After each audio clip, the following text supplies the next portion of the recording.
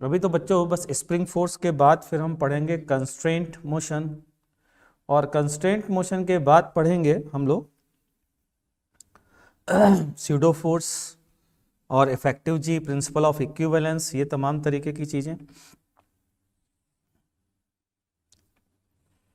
तो शुरू करते हैं बच्चों पढ़ाई जरा। तो है क्या चीज हम लोग पढ़ रहे थे लास्ट क्लास में, आपसे एक क्वेश्चन पूछा था और फिर हमने कहा था कि हम सीरीज कॉम्बिनेशन ऑफ स्प्रिंग पढ़ेंगे, अगर आपको याद हो। याद आया? सीरीज कॉम्बिनेशन ऑफ स्प्रिंग ये पढ़ने की बात की थी। लेकिन उसके पहले मेरे पास डाउट आया, सर इलॉन्गेशन और कंप्रेशन का मीनिंग और बता दीजिए। तो बता देता हूं बच्चों, ध्यान से सुनिएगा। मान लीजिए ये स्प्रिंग है, ये स्प्रिंग है, ये स्प्रिंग है, और ये स्प्रिंग इस समय अपनी नेचुरल लेंथ पर है। नेचुरल लेंथ, नेचुरल लेंथ किसे कहते हैं? जब कोई फोर्स ना लग रहा हो तो ऐसी लेंथ को बच्चों नेचुरल लेंथ कहते हैं। से this length is L not, मान लेते हैं ये लेंथ L नॉट है।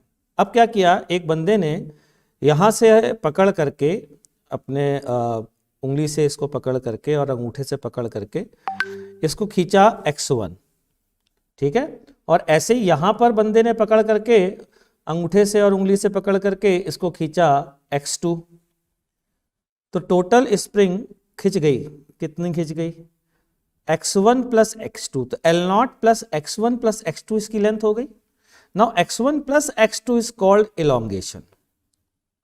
ना x1 को कुछ कहते हैं ना x2 को कुछ कहते हैं, x1 प्लस x2 को हम इलॉन्गेशन कहते हैं।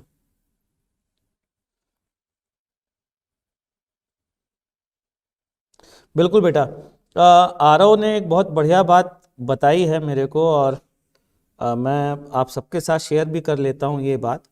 बच्चों बहुत जल्दी ही मैं ना अपने ऐप पर, मेरा एक ऐप है MB सर फिजिक्स करके, उस पर मैं टेस्ट आप लोगों के लिए लाने जा रहा हूँ। तो उस टेस्ट से मेरे पास मार्क्स आ जाएंगे, आपके क्या मार्क्स हैं वो पता चल जाएंगे, और आपकी परफॉर्मेंस भी पता चल जाएगी। ठीक है, तो उस पर मैं टेस्ट भी लाने जा रहा हूँ, जो चैप्टर कंप्लीट होते जा रहे हैं उनमें। ठीक, अच्छा मान लीजिए कि खींचने की बजाय मैंने इसको कंप्रेस किया बच्चों। ऐसे ये थी नेचुरल लेंथ पोजीशन, ये थी नेचुरल लेंथ पोजीशन, ये थी नेचुरल लेंथ पोजीशन, और मैंने खींचने के बजाय इस पर कुछ ब्लॉक लगा करके इसको कंप्रेस किया। हमने कहा कि यार इधर से मैंने से x2 कंप्रेस किया और इधर से x3 कंप्रेस किया, या x2 x1 x2 ना बोल करके इस बार मैं y1 y2 नाम देता हूं, ताकि आपको ऊपर वाले से कोई सिमिलरिटी ना दिखे। तो इस बार बच्चों स्प्रिंग में जो कंप्रेशन होगा ना, वो y1 प्लस y2 टोटल, ये कंप्रेशन कहलाएगा। पहले तो आप ये जान लीजिए। क्लियर है ये बात बच्चों? ठीक है, अच्छा अब आगे बढ़ते हैं और हम पढ़ने जा रहे हैं series combination of spring. Series combination of spring. Series combination of spring जो है ना, का मतलब क्या है? मतलब देख लीजिए। मतलब ये कि मान लीजिए यहां पर कुछ स्प्रिंग मैंने लगा दी, एक स्प्रिंग, ठीक, जहां पर ये स्प्रिंग खत्म हुई, मान लीजिए इसका स्प्रिंग कांस्टेंट K1 है। आज बड़ी मजेदार चीज पढ़ने जा रहे हैं, आपको इसका रिजल्ट देख करके बहुत ही मजा आएगा। आपको लगेगा यार क्या बात है, क्या चीज पढ़ी है आज। ठीक है, दूसरी स्प्रिंग यहां से शुरू करता हूं मैं, ये है दूसरी स्प्रिंग बच्चों, दूसरे कलर से ले लेता हूं K2, और तीसरी स्प्रिंग जो है वो यहां से शुरू होती है और इसका स्प्रिंग कांस्टेंट है K3। ठीक, अभी ध्यान से सुनना, बड़ी इंटरेस्टिंग सी बात हम करने जा रहे हैं। अब क्या है, यहां पर कुछ फोर्स F लगा करके, इस एंड पर, सबसे जो लास्ट वाला एंड है उस पर फोर्स F लगा करके खींचा गया। ठीक, ऐसा करने पर K1 वाली स्प्रिंग में x1 इलॉन्गेशन आया, K2 वाली स्प्रिंग में x2 इलॉन्गेशन आया, K3 वाली स्प्रिंग में x3 इलॉन्गेशन आया। ये 3 इलॉन्गेशन आ गए। ये फोर्स खींचा तो थोड़ा सा ये वाली स्प्रिंग भी खींचेगी भाई, K1 भी खींचेगा, K1 भी खींचेगा, K2 भी खींचेगा और K3 भी खींचेगा, सब थोड़ा थोड़ा खींचेंगे, है ना। तो ये बताइए ये F कितना खींच जाएगा टोटल? तो आप ऐसे सोचिए, अगर ये x1 बढ़ा तो इसका ये वाला एंड कितना आगे जाएगा, x1, ठीक, कंफर्म। और मान लीजिए ये नहीं बढ़ा होता, अगर ये नहीं बढ़ा होता तो ये एंड x2 जाता कि नहीं जाता, लेकिन ये एंड खुद x1 आगे गया है, तो ये टोटल कितना चला जाएगा, ये वाला एंड x1 प्लस x2 आगे जाएगा कि नहीं जाएगा। ऐसे तीसरे वाले में देख लीजिए, अगर ये तीसरा वाला एंड बच्चों आगे नहीं जाता तो ये एंड x3 आगे जाता कि नहीं जाता, ठीक। लेकिन ये वाला एंड कितना आगे जा चुका है, x1 प्लस x2 जा चुका है, ठीक। तो अगर ये नहीं जाता मतलब इसके रिलेटिव ये x3 आगे गया, और ये इन्होंने कहा कि सर ये x3 और ये खुद पूरा सिस्टम x1 प्लस x2, और तो ये वाला पॉइंट x1 प्लस x2 प्लस x3 ये आ गया ना भाई। हाँ, मेरा खुद का भी टेलीग्राम चैनल है बच्चों, और वो चैनल है MB सर फिजिक्स के नाम से, ठीक है। तो ये एंड गया x1 प्लस x2 प्लस x3, और ये बात धैर्य भार्गव ने बहुत पहले बता दी थी, शाबाश धैर्य भार्गव, बहुत बढ़िया बात है बच्चा, ठीक है। इसको मैं नाम देता हूं x। अभी ध्यान से सुनना बच्चा, ठीक है। नाउ एक टर्म यूज होता है बहुत ज्यादा, उसका नाम होता है इक्विवेलेंट स्प्रिंग कांस्टेंट। क्या नाम होता है, equivalent spring constant, equivalent spring constant, ठीक, ये टर्म यूज होता है। Now what do we mean by equivalent spring constant, इसकी डेफिनेशन सुनिएगा। It is the constant, it is the spring constant और force constant of that spring which provides या which gives same deformation, अब deformation का meaning समझा चुका हूं, ध्यान रखिएगा, under the application of same force। मतलब एक ऐसी स्प्रिंग जिस पर अगर मैं F फोर्स लगाऊं तो उसके में भी वही इलोंगेशन आए जो टोटल इलोंगेशन यहां पर इस कॉम्बिनेशन का आ रहा है। कितना आ रहा है टोटल इलोंगेशन, x1 प्लस x2 प्लस x3। तो ये कहना चाहते हैं आपसे, भैया जी एक ऐसी स्प्रिंग बनाइए, एक ऐसी स्प्रिंग बनाइए जो सेम फोर्स लगाने पर कितना, F फोर्स लगाने पर इस एंड का इलोंगेशन कितना हो, x1 प्लस x2 प्लस x3 बराबर x। जितना वो तीनों मिल के दे रहे थे ना, उतना ये अकेला दे दे। इसका स्प्रिंग कांस्टेंट के क्या होगा, ये हमसे पूछा जा रहा है, ठीक है। जरा ध्यान से सुनिएगा, जल्दीबाजी में आंसर मत दीजिए बच्चों, ठीक। बहुत ही मजेदार बात है। तो मुझे निकालना है equivalent spring constant. We have to find out the value of k in terms of k1, k2 and k3, ठीक है। ये अपना ऑब्जेक्टिव है, ठीक है। अच्छा, यहां पर मैं क्या लिख सकता हूं कि अगर इसका स्प्रिंग कांस्टेंट k है बच्चों, तो F बराबर k x1 प्लस x2 प्लस x3 होगा। यहां तक की लिखा जा सकता है, ठीक है। अब जरा ऊपर वाली स्प्रिंग में वापस आओ, बहुत ही मजेदार चीज आने वाली है, वो ध्यान से सुनना, बहुत इंपॉर्टेंट चीज। ये बताइए, जो आपको पहली स्प्रिंग दिख रही है, ये वाली जो पहली स्प्रिंग दिख रही है आपको, ये वाली जो पहली स्प्रिंग दिख रही है, ये वाली, ये स्प्रिंग, ये जो पहली स्प्रिंग आपको दिखी है बच्चों, जरा इस स्प्रिंग के बारे में बताइए। ये स्प्रिंग, इस स्प्रिंग में एक एंड पर कितना फोर्स लग रहा है, एक एंड पर K3 है, ये एक एंड पर F लग रहा है। और ये स्प्रिंग कैसी है, मासलेस है। और अगर मासलेस है तो हमने क्या पढ़ा है, sigma F equals to ma में m कितना बच्चों, 0। बोलिए टोटल फोर्स कितना होना चाहिए, 0। तो अगर इस एंड पर F लग रहा है बच्चों, तो इस एंड पर भी F लगना चाहिए कि नहीं लगना चाहिए, सहमत है। तो K3 के दोनों एंड पर F लग रहा है, बोलो ना यार, लग रहा है ना भाई। अच्छा चलो, अच्छा एक काम करते हैं, दूसरा लेते हैं, K2 को लेते हैं, ठीक है। ध्यान दीजिएगा, अब मैं लेने जा रहा हूं K2 को, ये रहा K2। जरा इस एंड पर फोकस करिए। न्यूटन्स थर्ड लॉ पढ़ा सबने, न्यूटन्स थर्ड लॉ पढ़ा है ना। ये फोर्स कौन सा फोर्स है, ये वाला फोर्स कौन सा फोर्स है, ये बताइए। ये फोर्स है, कौन लगा रहा है, K2 लगा रहा है, किस पे लगा रहा है? K3 वाली स्प्रिंग पर। बाहर क्यों लगा रहा है? तो न्यूटन्स थर्ड लॉ से K2 पर K3 भी F लगाएगा इस साइड, और ये K2 स्प्रिंग भी मासलेस है, तो इसके इस एंड पर भी F ही लगेगा।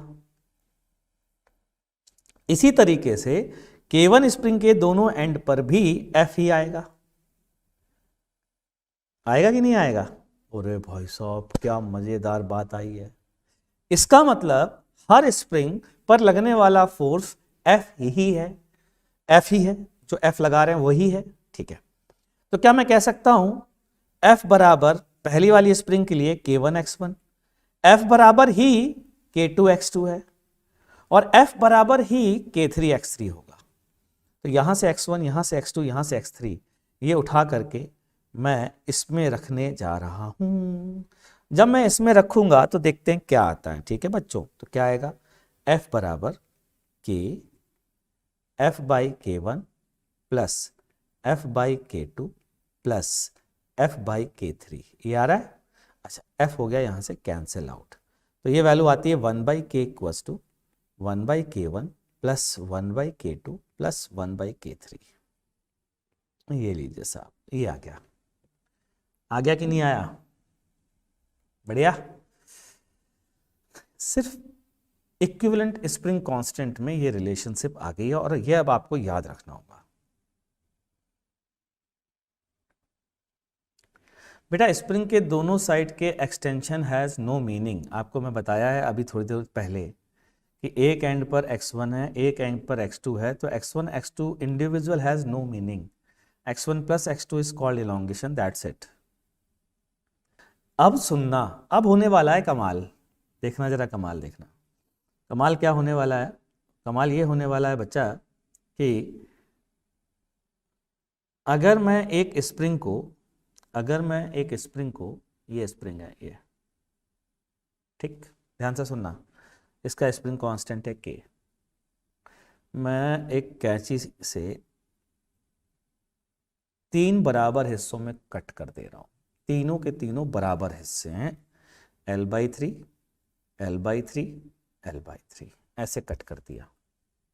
ठीक, समझ में आया? ठीक है। पूछा गया है कि जो एक हिस्सा कट करने के बाद ये अलग अलग जो हिस्से मिलेंगे, इनका स्प्रिंग कांस्टेंट K डैश अगर है तो सबका K डैश ही होगा, क्योंकि सबकी लेंथ सेम है, सब सेम स्प्रिंग से ही कट करके निकाले गए हैं। ठीक है ना? तो ये K डैश की वैल्यू क्या होगी? अब सुनना, इंटरेस्टिंग सी बात जो कि तुम्हें समझ में आ गई होगी, कि अगर इनको वापस जोड़ दूं, किसमें जोड़ दूं? सीरीज में। अगर मैं इनको वापस सीरीज में जोड़ दूं, तो इक्विवेलेंट स्प्रिंग कांस्टेंट K बन जाएगा जो पहले था। तो क्या मैं लिख सकता हूँ 1 by K equals to 1 by K dash plus 1 by K dash plus 1 by K dash. तो यहाँ से 1 बाई K इक्वल्स टू कितना आ गया? 3 बाई K डैश आया कि नहीं आया? अच्छा, जरा ये देखिए K डैश की वैल्यू कितनी आ रही है? 3K आ रही है कि नहीं आ रही है? ओ तेरी तो, इसका मतलब अगर आपने एक स्प्रिंग को 3 बराबर बराबर हिस्सों में कट किया तो एक हिस्से का स्प्रिंग कांस्टेंट 3K हो जाएगा, या 3 टाइम्स हो जाएगा। आया समझ में? चलिए, अच्छा, तो अगर आया समझ में तो बताना मेरा आंसर। अगर मैं एक स्प्रिंग को 4 बराबर हिस्सों में कट करता हूं, पहले स्प्रिंग कांस्टेंट K था, तो एक स्प्रिंग का स्प्रिंग कांस्टेंट कितना हो जाएगा? बोलिए बोलिए।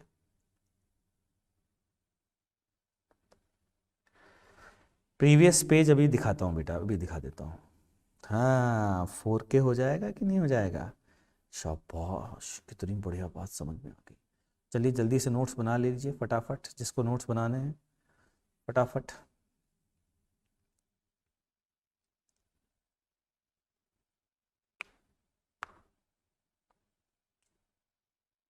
चलिए, लिख लिया? अच्छा, अब देखना जरा, बहुत बहुत ही बढ़िया बात करने वाला हूँ। अच्छा बच्चों, इसकी लेंथ थी L, इसका स्प्रिंग कांस्टेंट था K, इसकी लेंथ कितनी हो गई? L/4। तो स्प्रिंग कांस्टेंट कितना हो गया? 4K हो गया कि नहीं हो गया? अच्छा, यहाँ पर आओ, इसकी लेंथ थी L, इसका स्प्रिंग कांस्टेंट था के, तो इसकी लेंथ हो गई L/3, तो स्प्रिंग कांस्टेंट कितना हो गया 3K। यानी कि whenever a spring is cut, whenever एक स्टेटमेंट लिख रहा हूँ, whenever a spring is cut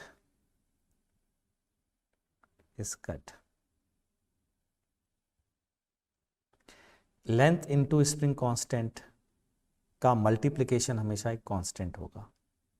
check कर लीजिए, जब ये लेंथ L थी तो स्प्रिंग कांस्टेंट K था, जब ये बाई 3 हुई तो ये 3 टाइम्स हो गया, मल्टीप्लिकेशन कांस्टेंट है।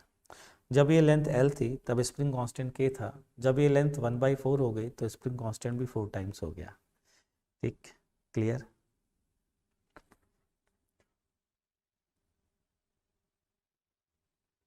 हाँ, अभी आरव ने एक क्वेश्चन पूछा है, आरव के आंसर बताता हूँ। शौर्य भार्गव इन्वर्सली प्रोपोर्शनल होगा, ठीक है। नंबर ऑफ लेंथ नहीं बोलेंगे बेटा, सिर्फ लेंथ बोलेंगे। ठीक, क्लियर है ना। अब आरव के डाउट को क्लियर करता हूँ, ज़रा डाउट देखना। आरव का डाउट ये है कि सर अगर एक स्प्रिंग है, मान लीजिए, ठीक है, इसका स्प्रिंग कांस्टेंट K है। अब मैं इस स्प्रिंग को m/n में डिवाइड करता हूँ। m/n में तो बाद में करेंगे, 3/2 में डिवाइड करता हूँ। तो अब इसका स्प्रिंग कांस्टेंट और इसका स्प्रिंग कांस्टेंट क्या हो जाएगा। पहले मैं आप सबको ये करने को देता हूँ, फिर मैं बताऊंगा। चलिए देखते हैं।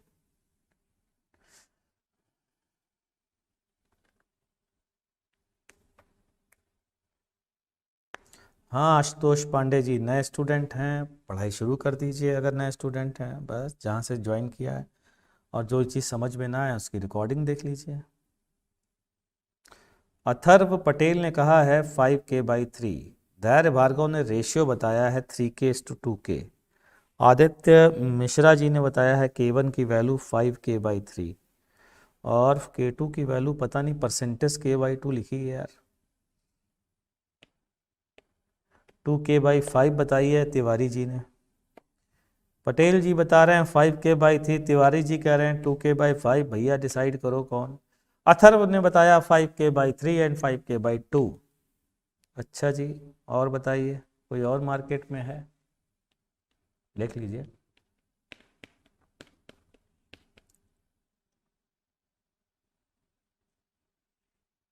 बोलिए भैया। हम्म सर सेक्शन फॉर्मूला लगाना है के। भाई के तो नहीं बताऊंगा, कोई फॉर्मूला नहीं लगाना है, फंडामेंटल समझना है। यहाँ से फंडामेंटल समझ में आया, अब अपना फॉर्मूला खुद बनाइए आप। धैर्य भार्गव का 5K/3 and 5K/2, Tiwari ji भी कह रहे हैं 5K/2 एंड 5K/3। अच्छा जी, मिश्रा जी कह रहे हैं LK कांस्टेंट। बहुत धन्यवाद मिश्रा जी, आपने बता दिया, हमें तो पता ही नहीं था। ओए हे सर, अखिलेश कोकाड़े कह रहे हैं। ओहो, चलिए ठीक है। तो ध्यान देना ज़रा, बताने जा रहा हूँ। बहुत सारे मेथड है मेरे पास बताने के लिए, कोई भी एक मेथड से आप पकड़ सकते हैं, ध्यान दीजिएगा। ठीक है, सभी लोग ध्यान दें, है ना। मैंने कहा K प्रोपोर्शनल टू L है, ठीक है, K प्रोपोर्शनल टू L है। अच्छा, तो अगर मैं इस लेंथ को 3L बोलता हूँ, इस लेंथ को 2L हो, ये लेंथ 2L हो जाएगी, तो टोटल लेंथ कितनी हो जाएगी 5L। अरे हो जाएगी ना यार। तो 5L लेंथ का स्प्रिंग कांस्टेंट है K, 5L लेंथ का स्प्रिंग कांस्टेंट है K। ठीक, तो ये बराबर होना चाहिए, इसको K1 बोलता हूँ, इसको K2 बोलता हूँ। 3L लेंथ इंटू K1 के, और यही बराबर होना चाहिए 2L लेंथ इंटू K2 के। क्या भाई लोग सही बोल रहा हूँ भाई। 5L लेंथ इंटू के बराबर 3L लेंथ इंटू उसका स्प्रिंग कांस्टेंट बराबर 2L लेंथ इंटू उसका स्प्रिंग कांस्टेंट। ये सर ये क्लास अब कंटिन्यू रहेंगी ना यार, मेरे को तो यार यही बताया गया भाई कंटिन्यू रहेंगी, है ना। तो कंटिन्यू रहेंगी इसका मतलब। तो यहाँ से बच्चों देखो K1 की वैल्यू कितनी आ गई 5K/3, और K2 की वैल्यू कितनी आ गई, इसको इसको कंपेयर करो 5K/2, ये आ गई K2 की वैल्यू। चेक कर लीजिए, कोई बात समझ में नहीं आ रही है तो पूछ लीजिए, ठीक है। तो ये थी कहानी बच्चा पार्टी। ठीक, चलिए अब आपको एक नोट लिखवाने जा रहा हूँ इस नोट का यूज़ बहुत इम्पॉर्टेंट है, ध्यान रखिएगा। ठीक है, चलिए हम आगे बढ़ते हैं। ठीक है, आगे की कहानी बच्चों ये है, एक नोट मैं आपको लिखवाने जा रहा हूँ, बहुत इंपॉर्टेंट नोट है, सभी लोग नोट करिए मेरे साथ साथ। और वो ये है, if during an event, if during an event inertial, inertial, inertial बोले तो मास वाली बॉडी जिसका मास जीरो ना हो, m is not equal to 0. Inertial bodies remain connected from both ends of a spring, then abrupt change in the spring force during that event is not possible. गुरुजी इसका meaning क्या है? पता, बड़ी बड़ी लाइनें लिखवा दी हैं आपने, मीनिंग तो समझ में आया नहीं सर, है ना? यह है स्प्रिंग, ध्यान दीजिएगा बच्चों। ठीक, यह है 2 kg का ब्लॉक, और स्प्रिंग में जो फोर्स लग रहा है इस समय वो 10 न्यूटन लग रहा है। कितना लग रहा है बच्चों? 10 न्यूटन लग रहा है। स्प्रिंग में जो फोर्स लग रहा है इस समय 10 न्यूटन लग रहा है, मतलब हमने इस ब्लॉक को खींचा है और खींच करके इस दूसरे एंड से बांध दिया। तो खींचने से क्या हुआ? स्प्रिंग खींची, स्प्रिंग खींची तो फोर्स लगाएगी भाई। भाई एक ब्लॉक को अगर आप खींचोगे तो स्प्रिंग फोर्स लगाएगी ना पीछे की ओर। तो वो फोर्स जो है वो मैं आपको बता रहा हूँ, वो फोर्स की वैल्यू 10 न्यूटन है। ठीक, अब जरा ध्यान से सुनना। किसी बंदे ने कहा मैं इस स्ट्रिंग का उद्घाटन कर देता हूँ, फीते को कैंची से काट देता हूँ, ठीक, t बराबर 0 पर, और बोला गया है find acceleration of block just after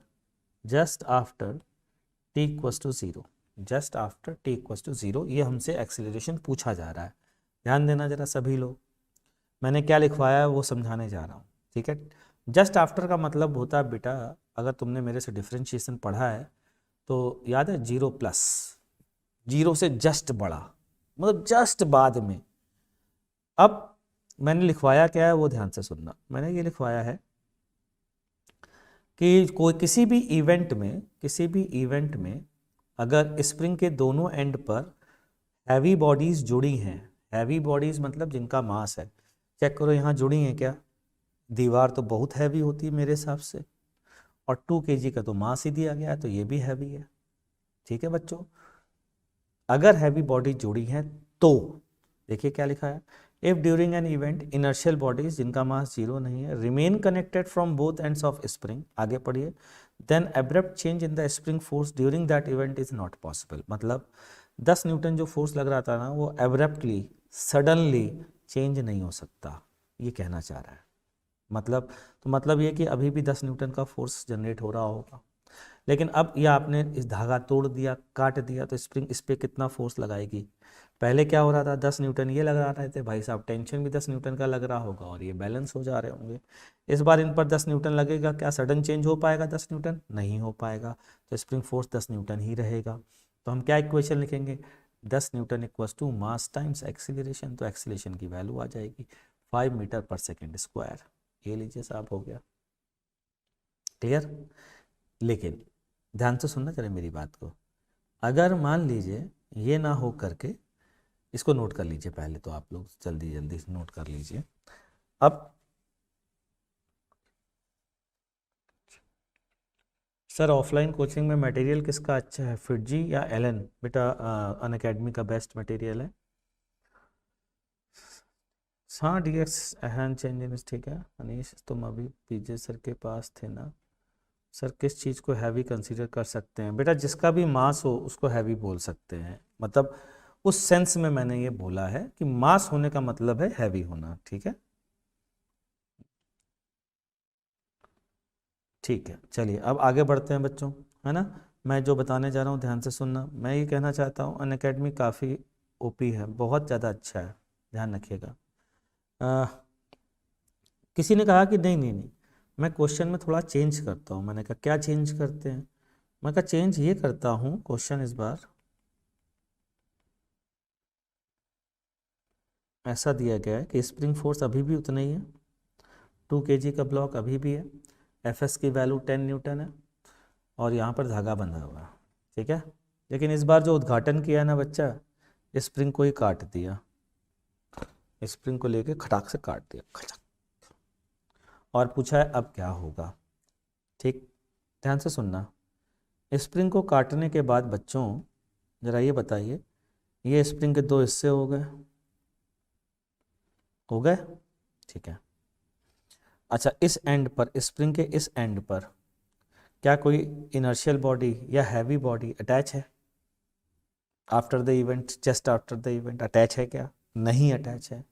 नहीं अटैच है तो स्प्रिंग अपनी दोनों स्प्रिंग अब अलग अलग अपनी नेचुरल लेंथ पर आ जाएंगी। बताओ क्यों? अरे कोई फोर्स लगाने वाला है ही नहीं, यहाँ तो गारंटी है फोर्स 0 ही होगा ना। किस पे लगाओगे? हवा पे लगाओगे क्या? तो 0 फोर्स है तो F बराबर 0 बराबर kx से अगर सोचें तो k कुछ भी हो, x की वैल्यू तो 0 ही आएगी ना बच्चों। ठीक, इसका मतलब इस केस में क्या होगा, इसका एक्स, कोई स्प्रिंग का फोर्स कितना हो जाएगा, दोनों स्प्रिंग का, इधर वाले का भी 0, इधर वाले का 0, और एक्सेलरेशन भी 0। ठीक, क्या ये बात समझ में आ गई भाई? ठीक है, चलिए आगे बढ़ते हैं बच्चों। अगला पॉइंट समझते हैं। तो समझ तो आपको आ गया होगा, 2 kg will remain at rest, बिल्कुल सही बात है।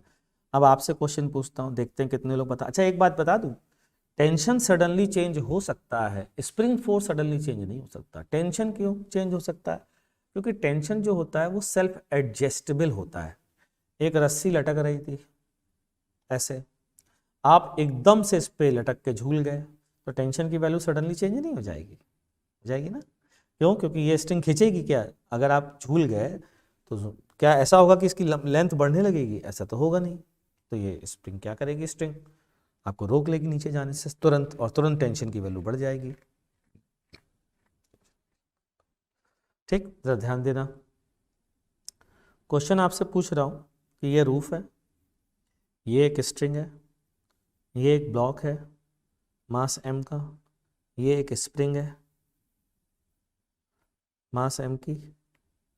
ठीक, अब यहां पर हमने क्या किया, ध्यान से सुनिएगा। इनिशियली सिस्टम पूरा रेस्ट पर था और जैसा दिख रहा है वैसा था, ठीक है। हमने क्या किया, t=0 पर ये वाले धागे का उद्घाटन कर दिया। इस ब्लॉक का नाम A, इस ब्लॉक का नाम B। Find acceleration of block A and block B just after t=0, just after t=0। फटाफट बताइए। चलिए देख लेते हैं मेरा आंसर क्या आ रहा है, मैं भी थोड़ा चेक कर लेता हूं, ध्यान से देखिएगा जरा। सबसे पहली चीज, इस स्ट्रिंग को, धागे को कट करने के पहले ये रेस्ट पर था, बी ये रेस्ट पर था। रेस्ट पे था तो भाई क्यों था? इसलिए था क्योंकि इस पर स्प्रिंग फोर्स Fs लग रहा था। Fs कितना लग रहा होगा? mg के बराबर लग रहा होगा, तभी तो ये रेस्ट पे होगा। ये Fs आ गया कि नहीं आया? ठीक है। अब इसको कट करने के बाद जरा चेक करो, जो स्प्रिंग है इन दोनों के बीच की, क्या उस स्प्रिंग के दोनों एंड पर m कनेक्टेड है? चेक करो। हाँ जी कनेक्टेड है। इनर्शियल बॉडी कनेक्टेड है? हाँ जी कनेक्टेड है। सडन फोर्स चेंज हो सकता है? नहीं हो सकता है। कितना फोर्स था? mg कैसा था? देखो जरा, ये भी देखो कैसा था। स्प्रिंग खिंची हुई होगी, खिंची हुई होगी ना, कंप्रेस तो नहीं होगी ना, खिंची हुई होगी ना, इलोंगेट होगी ना। तो अब स्प्रिंग की टेंडेंसी क्या होगी? खींचने की, वापस खींचने की, है ना। तो इस पर स्प्रिंग फोर्स अभी भी कितना लगेगा? mg। स्प्रिंग फोर्स अभी भी कितना लगेगा? mg। ऊपर वाले का FBD अलग से बनाते हैं तो स्प्रिंग फोर्स तो mg लगेगा ही लगेगा ऊपर वाले पर, और उसका खुद का वेट भी तो mg होगा बच्चों। ये है Fs और ये है ग्रेविटेशनल फोर्स। और कोई फोर्स है? ऊपर वाली स्ट्रिंग काट दी है, इसका मतलब 2 mg बराबर है में, तो ए की वैल्यू बोलिए 2g डाउनवर्ड। ये लीजिए आ गया साहब, मुस्कुराते रहिए, मस्त रहिए, ठीक है। अच्छा, नीचे वाला का देखें, नीचे वाले ब्लॉक का, नीचे वाले ब्लॉक का देखते हैं जरा,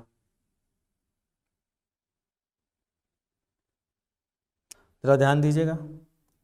नीचे वाले ब्लॉक का एफबीडी बनाते हैं। नीचे वाले ब्लॉक में स्प्रिंग फोर्स ऊपर mg लग रहा है, नीचे भी mg लग रहा है, एफएस बराबर mg, क्योंकि स्प्रिंग फोर्स तो चेंज हुआ नहीं है। नीचे ग्रेविटी वाला mg लग रहा है, टोटल फोर्स कितना हो गया 0, तो एक्सेलरेशन कितना हो गया 0।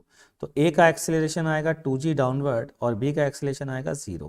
मेरे हिसाब से आपको ये बात समझ में आ गई है, और अगर समझ में आ गई है तो अगला क्वेश्चन आपसे पूछ रहा हूँ, और उम्मीद कर रहा हूँ कि आप सभी लोग मेरे अगले क्वेश्चन का आंसर दे देंगे। क्वेश्चन 2 जल्दी से बताइएगा फटाफट। मान लीजिए सिचुएशन है कुछ इस तरीके की, ये m, ये भी m, ये है धागा, ये भी m, एक का नाम है A, एक का नाम है B, एक का नाम है C। उद्घाटन किया जा रहा है पहली बार में धागे का, t बराबर 0 पर। Find acceleration of each block just after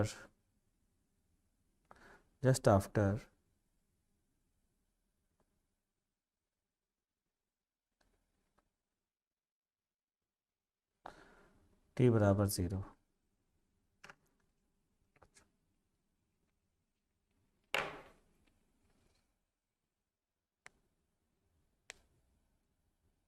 हम भी देखते हैं यार हमसे हो रहा है क्वेश्चन की नहीं हो रहा है, जरा चेक करते हैं।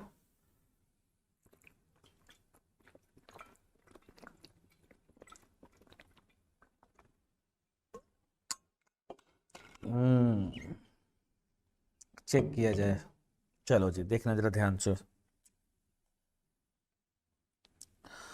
सबसे पहली बात, इस स्प्रिंग के दोनों एंड पर बंधे हुए हैं, स्प्रिंग फोर्स सेम रहेगा। इस स्प्रिंग के दोनों एंड से हैवी बॉडी जुड़ी हुई है, फोर्स सेम रहेगा। ये वाला फोर्स 2 mg होगा और ये वाला फोर्स 3 mg होगा, इसमें कोई डाउट नहीं मेरे हिसाब से। ठीक, चलिए ए का देखते हैं। ए पर ऊपर 3 mg, नीचे स्प्रिंग का फोर्स 2 mg और खुद का वेट mg, 3 mg, एक्सेलरेशन 0। ए के लिए आ गया। चलिए बी के लिए देखते हैं। बी के लिए बच्चों नीचे टेंशन गायब हो चुका है, ऊपर की ओर कितना 2 mg, नीचे इसका वेट होगा mg, होगा कि नहीं होगा, ठीक है। तो इसका नेट फोर्स किधर की ओर आ गया, ऊपर की ओर।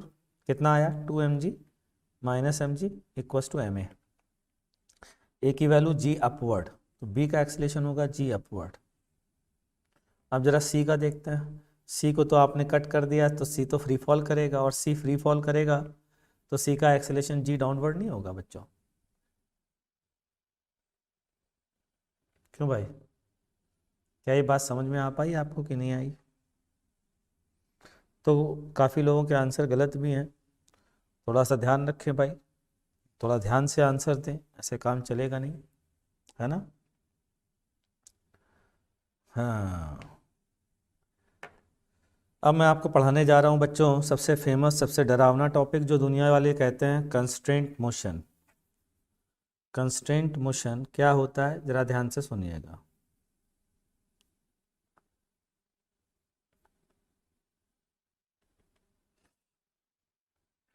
कंस्ट्रेंट मोशन क्या होता है बच्चों? कंस्ट्रेंट मोशन का मतलब क्या होता है, तो सबसे पहले आप कंस्ट्रेंट का मीनिंग समझें। कंस्ट्रेंट का मतलब होता है रेस्ट्रिक्शन। रेस्ट्रिक्शन कैसा, तो कंस्ट्रेंट का मतलब समझा रहा था मैं। अब मैं थोड़ी देर तक चैट नहीं देखूंगा, ध्यान से सुनिए। कंस्ट्रेंट मोशन का मतलब है कि आपके घर जहां आप रहते हैं वहां कंस्ट्रेंट है आपके ऊपर कि आप रात के 12 बजे के बाद म्यूजिक नहीं चला सकते। ये आपकी सोसाइटी ने आप पर रेस्ट्रिक्शन लगा रखा है, तो ये कंस्ट्रेंट है। आप हॉस्टल में रहते हैं, हॉस्टल में कहा गया है कि 9 बजे के बाद या 10 बजे के बाद आप हॉस्टल से बाहर नहीं जा सकते, तो ये कंस्ट्रेंट है। आपने कहा एक ब्लॉक इस फ्लोर पर चल रहा है, तो पता है इस ब्लॉक पर कंस्ट्रेंट है, हर जगह कंस्ट्रेंट है। पता है किस बात का कंस्ट्रेंट है? कि ब्लॉक इसी फ्लोर पर चल सकता है, ब्लॉक इस फ्लोर को तोड़ के नीचे नहीं जा सकता, ये कंस्ट्रेंट है। आपने कहा कि ये एक एटवुड मशीन है, ध्यान से सुनना, ये एक एटवुड मशीन है, तो गारंटी है बच्चों कि m1 अगर नीचे जाएगा तो m2 ऊपर जाएगा, और m1 अगर x नीचे गया तो m2 x ऊपर जाएगा। m1 की वेलोसिटी v है तो m2 की वेलोसिटी भी v होगी। m1 का एक्सेलरेशन डाउनवर्ड a है तो m2 का अपवर्ड a होगा। पता है क्या है? ये आपस में कंस्ट्रेंट है, रेस्ट्रिक्शन है। यहाँ पर ये दिख जाता था, यहाँ पर ये इजीली दिख जाता था कि ये जितने एक्सेलेरेशन से नीचे जाएगा ये उतने एक्सेलेरेशन से ऊपर जाएगा, ये दिख जाता था ना बच्चों, है ना। लेकिन आगे आने वाले अच्छे अच्छे क्वेश्चन में, मुश्किल मुश्किल क्वेश्चन में ये दिखता नहीं है, और नहीं दिखता है तो फिर मुश्किलें आ जाती हैं कि कैसे। ये क्वेश्चन दिखाता हूँ फिर आपको बताता हूँ, ठीक है। क्वेश्चन दिखाता हूँ आपको, ठीक। नेक्स्ट पेज पर चलते हैं। तो क्वेश्चन है ये कि मान लीजिए ये एक रूफ, और यहां पर एक स्ट्रिंग है,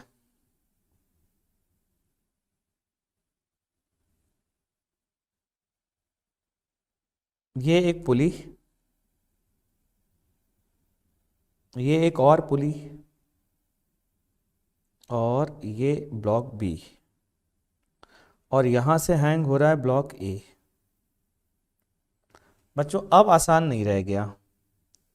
अब अगर आपसे कोई कहता है कि ये x नीचे जाता है तो ये कितना ऊपर जाएगा, तो अब ये जो पहली बार पढ़ रहे हैं, जो पहली बार पढ़ रहे हैं उनके लिए ये आसान नहीं होगा, और जो पढ़ चुके हैं वो तो फटाफट फटाफट आंसर देने शुरू कर देंगे, है ना भाई। तो अगर ये x नीचे जाएगा तो ये कितना ऊपर जाएगा, या फिर अगर इसका एक्सेलरेशन, इसकी वेलोसिटी भी है तो इसकी वेलोसिटी क्या होगी, इसका एक्सेलरेशन a है तो इसका एक्सेलरेशन क्या होगा। लेकिन एक बात तो तय है कि कंस्ट्रेंट है। कंस्ट्रेंट का मतलब अगर मैं इसका एक्सेलरेशन निकाल लूँ तो ऑटोमेटिकली इसका एक्सेलरेशन आ जाएगा। तो लोग कहते हैं सर इसमें ऐसी कौन सी दुविधा है भाई। मैंने कहा मतलब ये कि ये बताइए गुरुजी कि अगर इसका टेंशन t मान लेते हैं, ये t, तो ये आ गया 2t, ठीक। अब आपने हमें पढ़ाया है कि मान लीजिए इसका एक्सीलरेशन जो है वो a1 है, और इसका एक्सीलरेशन ऊपर की ओर a2 है। मान लीजिए, क्या दिक्कत है मानने में, मान लीजिए। और a का FBD बनाइए, 2t ऊपर की ओर, MAG नीचे की ओर, और एक्सीलरेशन a1 नीचे की ओर, b में t ऊपर की ओर, MBG नीचे की ओर, और एक्सीलरेशन a2 ऊपर की ओर। चलिए यहाँ से इक्वेशन लिखते हैं, ध्यान से सुनिएगा। MAG माइनस 2t बराबर MA इंटू A1। इसकी इक्वेशन यहाँ से बोलिए क्या आएगी बच्चों, ये आएगी t माइनस MBG बराबर MB A2। अब जरा अननोन गिनिए और इक्वेशन गिनिए। दूसरे तरीके से बताने जा रहा हूँ बच्चों कि आखिरकार कंस्ट्रेंट क्यों इम्पॉर्टेंट है पढ़ना, है ना। क्यों इम्पॉर्टेंट है पढ़ना ये भी बताने जा रहा हूँ। देखो जरा अननोन कितने हैं, t अननोन है, A1 अननोन है, A2 अननोन है। इक्वेशन कितनी आ रही हैं, 2 ही आ रही हैं। अननोन कितने हैं, 3 हैं। इक्वेशन कितनी है, 2 हैं। तो ये सॉल्व हो सकता है, नहीं हो सकता। इसका मतलब एक तीसरी इक्वेशन चाहिए, और वो तीसरी इक्वेशन जो है ना, वो जो है वो कंस्ट्रेंट रिलेशनशिप कहलाती है बिटवीन A1 एंड A2, ठीक। इसका तरीका बताता हूँ आपको, ध्यान से सुनना। 2 तरीके बताऊंगा, मेनली यही 2 इंपॉर्टेंट होते हैं, उनको ध्यान से सुनिएगा। तो A1 और A2 में रिलेशनशिप देखो कैसे निकालते हैं। 2 मेथड है। पहला मेथड कहलाता है स्लैक एंड टाइट। कि स्लैक एंड टाइट मेथड क्या होता है, जरा देखे तो सही क्या है slack and tight. Slack and tight होता है, ध्यान देना जरा, स्लैक करिए और टाइट कर दीजिए। कि मतलब सर, कि मतलब ये कि आप एक ब्लॉक को विद पुली, एक ब्लॉक को विद पुली मूव कराइए और देखिए कि उससे स्ट्रिंग कितनी स्लैक हो रही है। स्लैक होने का मतलब होता है लूज हो जाना, ढीली हो जाना, ठीक है। और फिर जिसको आपने चलाया है उसको रोक दीजिए, दूसरी वाले को खींच लीजिए, टाइट कर दीजिए स्ट्रिंग को वापस से, और देखिए कि दूसरा वाला कितना खींचेगा। मतलब क्या कह रहे हैं यार, समझ में नहीं आ रहा, समझाता हूं, ध्यान से सुनना। मान लीजिए कि मैंने इसको ऊपर की ओर, ऊपर की ओर, ऊपर की ओर, एक्स ऊपर ले गया, एक्स ऊपर ले गया पुली के साथ साथ। तो एक्स ऊपर ले गया तो पुली यहां पहुंचेगी नहीं पहुंचेगी, पहुंच गई। और इसको अभी रेस्ट पे रखा है, इसको पकड़ के रखा है, इसको यहां से सपोर्ट दे दिया, ऐसे हाथ पकड़ लिया और इस पुली को ऊपर ले गए। जब मैं इस पुली को बच्चों ऊपर ले जाऊंगा तो ये वाला धागा जो आपको दिख रहा है ये ढीला पड़ जाएगा। अच्छा, ये वाला जो हिस्सा है जो पुली पर है वो तो यहां पर भी होगा, और जब पुली यहां पहुंचेगी तो यहां पर भी होगा, उसका यूज तो दोनों जगह होगा। क्या मैं कह सकता हूं इतनी एक्स्ट्रा लेंथ ये स्लैक हो जाएगी, ढीली पड़ जाएगी, और ये लेंथ होगी, अगर इसको मैं एक्स ऊपर ले गया हूं तो ये लेंथ एक्स इधर से होगी, एक्स इधर से होगी, तो टोटल कितनी स्ट्रिंग स्लैक हो गई, 2x,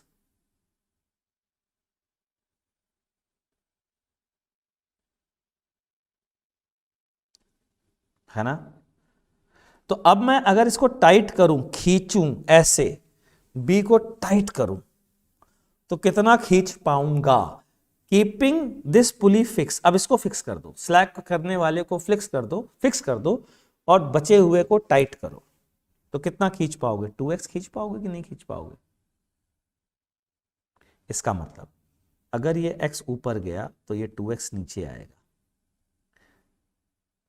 इसका उल्टा भी ट्रू है, अगर ये x नीचे खींचा तो ये 2x ऊपर आएगा।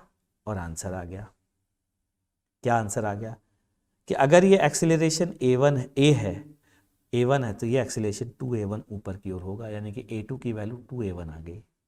तो तीसरी इक्वेशन आ गई a2 बराबर 2a1। देखो ये तेरा अब 3 इक्वेशन है, 3 अननोन है, अब सॉल्व किया जा सकता है। तो इसी मेथड को बोलते हैं स्लैक एंड टाइट मेथड, ठीक है ना। ये थोड़ा सा कॉमन सेंस वाला है। एक बार स्लैक करो और देखो कितनी स्ट्रिंग लूज हो गई है, स्लैक हो गई है, और दूसरे को खींच लो, ठीक है। चलिए अच्छा, मैं आपसे पूछता हूँ, देखते कितने लोग बता पाते हैं, ठीक है। एक क्वेश्चन पूछता हूँ, हाँ ध्यान से सुनना। हाँ, तो क्वेश्चन आपसे पूछ रहा हूँ, ध्यान दीजिएगा।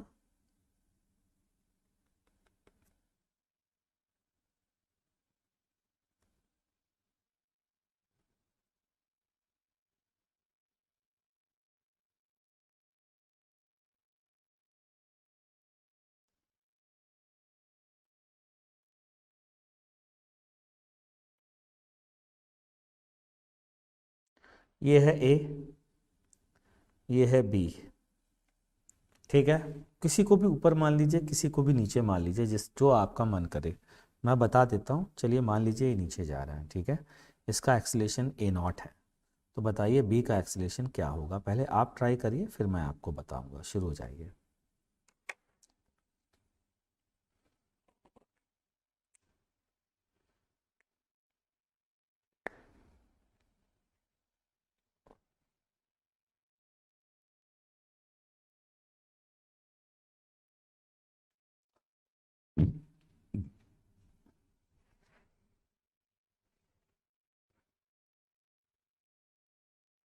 तो अगर मैं इसको ऊपर ले जाऊं, ऊपर ले जाऊं, मैं ज़बरदस्ती ऊपर ले जाता हूं x, तो यहाँ से x, यहाँ से x, यहाँ से x, यहाँ से x, total 4x string slack हो जाएगी। हो जाएगी कि नहीं हो जाएगी, 4x स्ट्रिंग स्लैक होगी। अब इन दोनों को पकड़ लीजिए इसी जगह पे और इनसे कहिए खींचो खींचो, तो कितनी स्ट्रिंग स्लैक हो गई है, x x x x 4x, तो इनको 4x आप खींच पाओगे। इसका मतलब अगर इसको x ऊपर ले जाओगे तो ये 4x नीचे आएगा। इसका मतलब उल्टा भी सही है, ये x नीचे जाएगा तो ये 4x ऊपर जाएगा। इसका मतलब डिफ्रेंशिएट कर दीजिए उसको 2 बार, तो ये a0 से अगर नीचे जाएगा तो ये 4a0 से ऊपर जाएगा। बिल्कुल सही आंसर है आपका। ठीक है, अगला क्वेश्चन देखते कितने लोग, ये अच्छा क्वेश्चन है जो अगला पूछने जा रहा हूँ, आसान मत समझना। ठीक है, क्वेश्चन नंबर 3, अगला क्वेश्चन है, ध्यान दीजिए। जल्दीबाजी मत करिएगा भाई। हाँ, अब इतना आसान नहीं पूछूंगा लड्डू जैसा।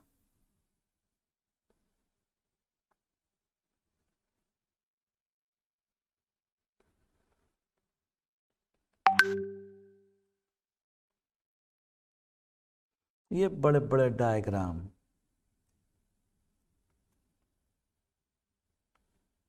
ये है ए।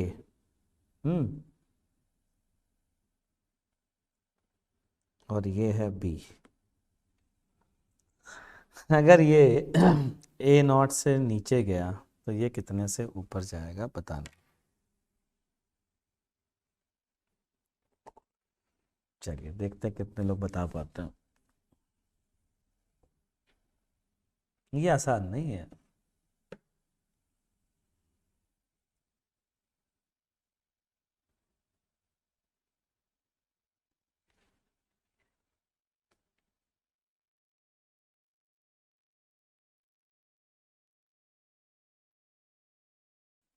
जरा ध्यान दीजिएगा, अब मैं आप लोगों को बताने जा रहा हूँ।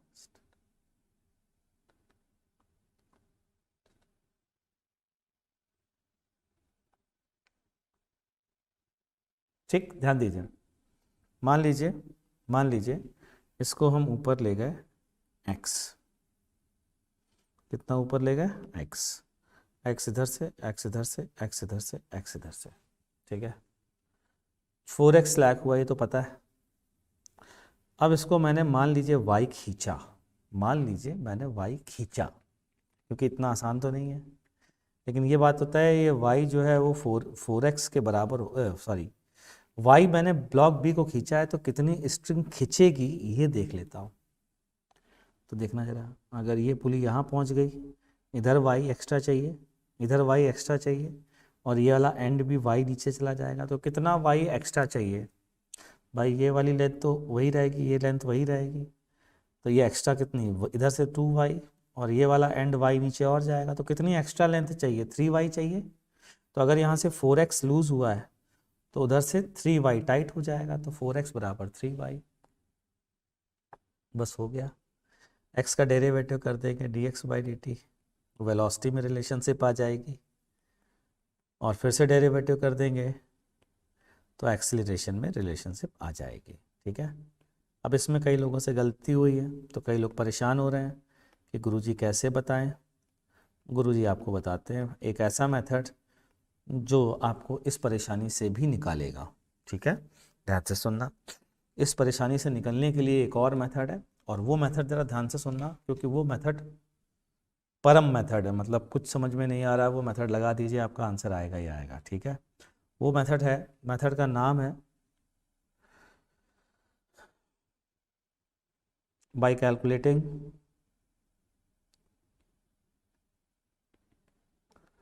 Total power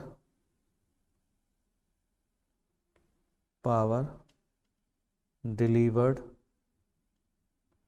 by tension.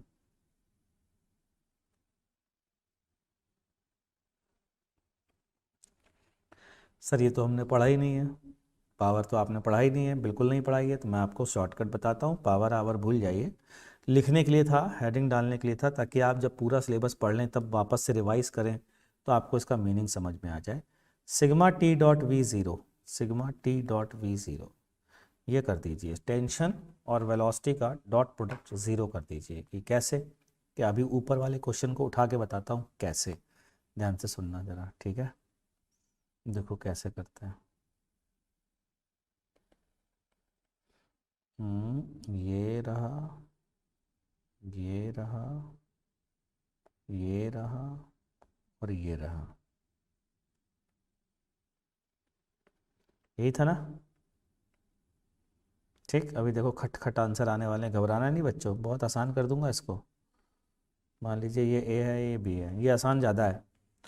अब आपका जो मन करे वो मान लीजिए, जो मन करे वो मान लीजिए। मतलब सर इसको मान लीजिए कि इसका एक्सीलेशन a1 नीचे है और इसका a2 ऊपर मानने का मन कर रहा है तो ऊपर मान लीजिए, नहीं मन कर रहा होता, नीचे मानने का मन कर रहा होता, नीचे मान लेते तो भी काम चलेगा। देखते जाइएगा ध्यान से, ठीक है। इसके इसके करस्पॉन्डिंग बच्चों वेलोसिटी ले लीजिए v1 और इसके करस्पॉन्डिंग वेलोसिटी ले लीजिए v2। अब क्योंकि हमने वेलोसिटी का डॉट प्रोडक्ट देखा है, अब इस किसी भी स्ट्रिंग में टेंशन टी मान लीजिए, ये टी ये टी ये टी ये टी ये टी ये टी ये टी, क्योंकि मासलेस स्ट्रिंग में टेंशन हमेशा सेम होता है। अब याद करें पुली का एफ बी डी बच्चों, इस साइड टी और इस साइड टी, तो ये 2t हो जाएगा, ये 2t हो जाएगा। अच्छा ये 2t हो जाएगा और ये तो t रहेगा। अभी देखो ख़त्म होने वाला है, ध्यान से सुनना बच्चों। जो मूव कर रहे हैं वो ए और बी हैं, और तो कुछ नहीं है। पुली वगैरह मूव कर रही हैं तो वो अलग बात है। इसको देखो ध्यान से, ठीक है। जहाँ जहाँ सिग्मास आपको जो जो मूविंग पार्ट्स दिख रहे हैं उन सब में लगा दो। मैं तो कह रहा हूँ ये पूरा ही मूविंग है ना यार, एक साथ लगा दो। कितनी वेलोसिटी से जा रहा है, v1 वेलोसिटी से जा रहा है। अच्छा कितना टेंशन है, टेंशन हमेशा अवे फ्रॉम द सिस्टम होता है या टूवर्ड्स होता है, अवे होता है। तो कितना टेंशन है बताओ, चेक करो, 40 है। और जा किधर रहा है, नीचे की ओर। डॉट प्रोडक्ट याद करो, अगर कोई वेक्टर ए इधर है वेक्टर बी इधर है तो इसका dot product A minus B आता था, अगर याद हो तो, क्योंकि बीच का एंगल 180 डिग्री है, कॉस 180 की वैल्यू -1 होती है। तो बच्चों इस सिस्टम की अगर मैं बात करूं, मैं रिपीट करता हूं, इस सिस्टम की बात करूं या केवल ए की बात करूं तो भी चल जाएगा। ए जा रहा है नीचे v1 वेलोसिटी से और उस पर टेंशन याद करो, बताया था क्लास में, टेंशन लगा के किसी चीज़ को पुश नहीं कर सकते हो, टेंशन हमेशा पुल काइंड ऑफ फोर्स होता है। तो 2t ऊपर लेकिन वेलोसिटी नीचे, तो डॉट प्रोडक्ट क्या हुआ, -4t v1। यहाँ पर आइए 2t ऊपर, t ऊपर, लेकिन वेलोसिटी v2 किधर है, नीचे। क्या लिखेंगे, माइनस, वेलोसिटी ऊपर है, sorry sorry sorry sorry, velocity भी ऊपर है ना ऊपर। तो क्या लिखें, +3t v1 बराबर बोलिए 0। टी इसमें भी आ रहा है, टी इसमें भी आ रहा है, तो ख़त्म कर सकते हैं, टी 0 है नहीं। यहाँ से देखिए क्या रिलेशनशिप आती है, 4v1 बराबर 3v2, ये v2 है, सॉरी सॉरी सॉरी, ये v2, 3v2। डिफ्रेंशिएट कर दीजिए, 4a1 बराबर 3a2। चेक करिए क्या आंसर आ चुका है जो हमने पहले निकाला था।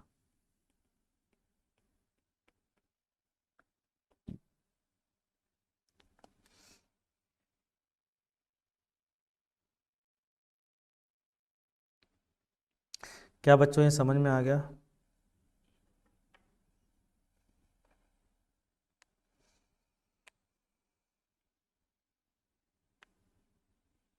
अच्छा समझ में आ गया तो क्वेश्चन पूछूं?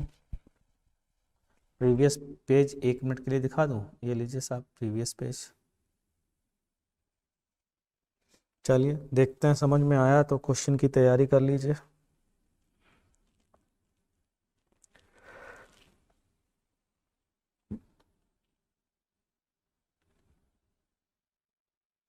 ठीक, अब वापस से सेम पेज पे आ गया हूँ मैं। आपको समझ में आ गया सबको? चलिए क्वेश्चन पूछते हैं, फिर अगर समझ में आ गया देखते हैं दादागिरी कब तक चलती है आपकी।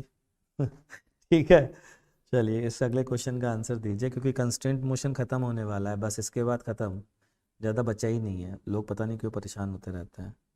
क्वेश्चन 4, मतलब आसानी है, मैं तो ऐसे ही कह रहा था यार डराने के लिए, थोड़ा बहुत काफ़ी आसान है। मान लीजिए ये रूफ है, ठीक, और मेरे साथ डायग्राम बना लीजिए फटाफट। ये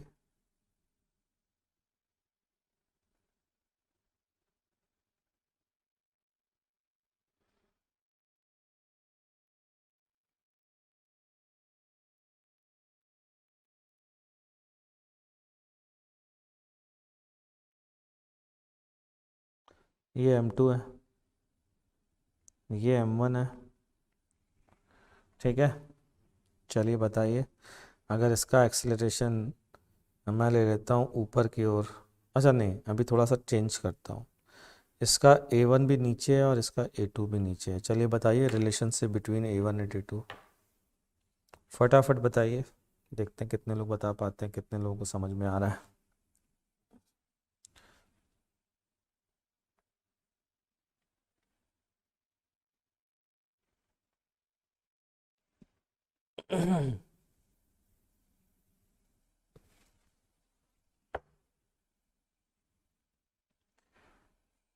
चलिए खैर हम आगे बढ़ते हैं।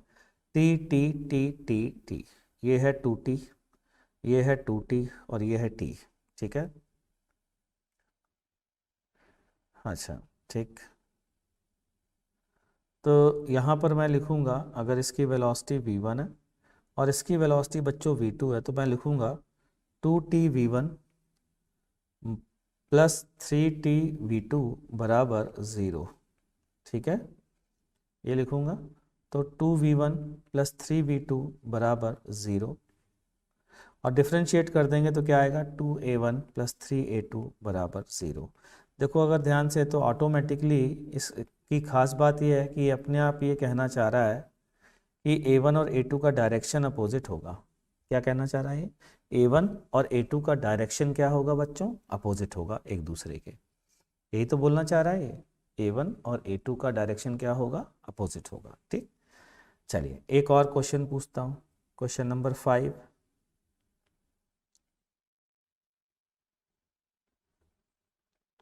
क्वेश्चन नंबर 5 ये है कि यहाँ से एक ब्लॉक आ रहा है m1 मास का, ठीक, और ये m2 मास रखा हुआ है। हाँ, ये इस पर कोई फोर्स लगा रहा है जिसके कारण से इसकी वेलोसिटी v2 है। v2 बराबर v0 गिवन है, या v2 ही ले लेते हैं। और ये एंगल है थीटा बच्चों, इसकी वेलोसिटी v1 है। तो v1 और v2 में क्या रिलेशनशिप होगी ये बताइए।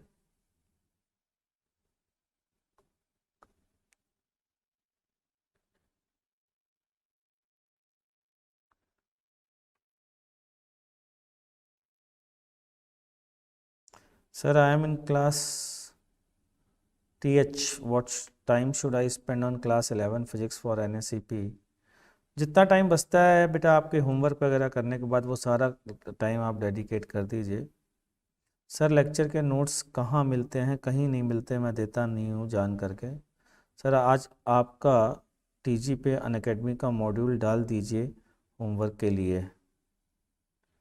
अनअकैडमी का मॉड्यूल तो नहीं दे सकता बेटा मैं वो अलाउड नहीं है टेलीग्राम पर अनअकैडमी का मॉड्यूल देना। हाँ, लेकिन ये ज़रूर है कि मैं अपना असाइनमेंट बना करके आपको दे दूँगा। चलिए रिलेशनशिप बताइए फटाफट जल्दी से निकाल करके, जल्दी जल्दी फास्ट, देखते कितने लोग बता पाते हैं।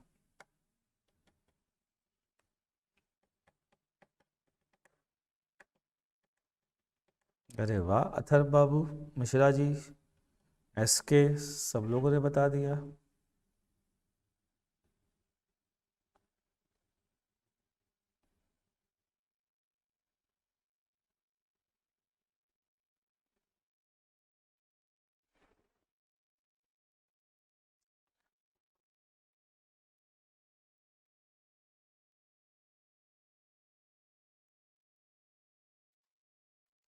कोई बात नहीं निशान बेटा, कोई बात नहीं। लेकिन मैं ये आपको प्रॉमिस करके बताता हूँ कि इतने से ही आपका काम बन जाएगा, जितना मैं पढ़ा रहा हूँ। ठीक है ना, अभी क्वेश्चंस वगैरह डिस्कस करूँगा, कभी ना डिस्कशन क्लास लगाऊंगा, तब आप देखना। चलिए ठीक है बच्चों, देखते हैं इसको। यहाँ पर टेंशन कितनी है, टी टी, तो ये हो गया टेंशन टी, और ये वेलोसिटी हो गई v1। तो क्या लिखेंगे, t into V1 cos theta, ये लिखेंगे बच्चों। डॉट प्रोडक्ट तो ऐसे ही लिखते हैं ना, इस साइड टेंशन t है, इस साइड v1 है, बीच का एंगल थीटा है, तो t into V1 cos theta. अच्छा यहाँ पर क्या होगा, t पीछे की ओर है और वेलोसिटी आगे की ओर है, तो क्या लिखें, माइनस टी इंटू वी2 बराबर बोलिए 0। तो v1 कॉस थीटा बराबर v2। इस क्वेश्चन को कराने का एक और पर्पस था, ध्यान रखिएगा। यहाँ डिफ्रेंशिएट करके आप ये नहीं कह सकते कि a1 कॉस थीटा बराबर a2 होगा, बताओ क्यों, ये नहीं कह सकते। देखते हैं कितने लोग बता पाते हैं।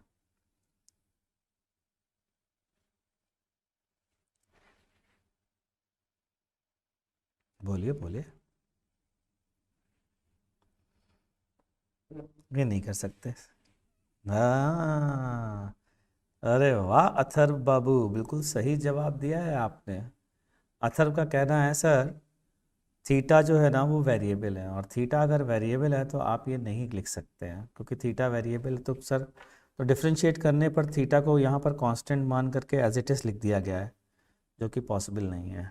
ठीक है, तो आपको पूरा लिखना पड़ता है, ऐसे केस में आपको पूरी बात लिखनी पड़ती है बच्चों। ठीक, मेरे कंप्यूटर की बैटरी लो हो रही है, पता नहीं क्यों, जबकि चार्जर लगा है। नहीं, अब तो लगा दिया मैंने, सही हो गई है। ओके। हम्म। हम्म।